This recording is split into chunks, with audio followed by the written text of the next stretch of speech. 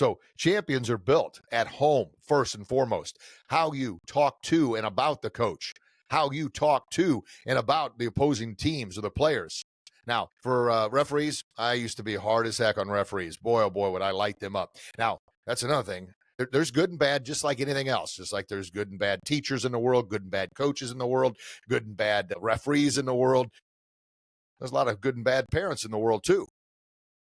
Now, referees, same thing. With integrity, they do the best they can out there, and I think most of them do. They're going to mess up from time to time. They're human beings. And by all means, you got a lot of teenage kids out there wanting to be a referee, and they're going to mess up a lot. Work with them, help them to get better. Because hockey and all sports are in desperate need of good officials. Why? Because parents run them off. They do. Now, on the other side, if there's a poor official, do it in a respectful way. And matter of fact, during one of those championship games, we had an official that clearly did not want to be there. Now, if you're an official out there and that's your attitude, well, chances are you're probably not listening to this. Why are you doing it?